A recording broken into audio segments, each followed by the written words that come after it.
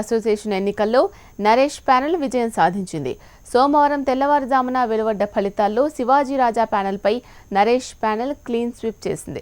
Executive vice ప్రెసిడెంట్గా Rajasekhar గెలుపొందగా vice president పదవికి స్వతంత్ర అభ్యర్థిగా బరిలోకి దిగిన హేమతో పాటు ఎస్వి కృష్ణారెడ్డి విజయాన్ని దక్కించుకున్నారు.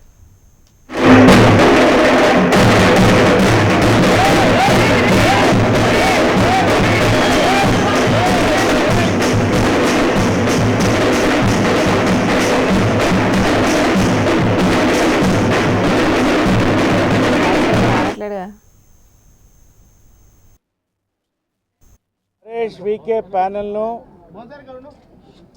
ఘన విజయానికి కారణమైనటువంటి ప్రతి ఒక్క మా సోదరమణులకి, అన్నదమ్ములకి, అక్కచెళ్ళకి, పెద్దలకి, తమ్ముళ్ళకి, నా వెంట పనిచేసిన ప్రతి ఒక్క కార్యకర్తకి, ఎలక్షన్ ఆఫీసర్స్కి,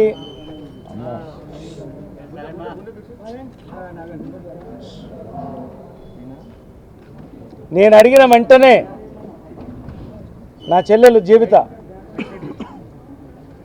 నేనుంటాను నీ పక్కన అన్నయ్య అని వచ్చి జనరల్ సెక్రటరీగా నిలబడి, నేను రాజశేఖర్ని అడిగితే అతను కూడా కాదని, మీ ఇద్దరిని నేను గెలిపించుకుంటాను, మీతో పాటు మనందరినీ చాలామంది గెలిపించుకుంటామన్నాం.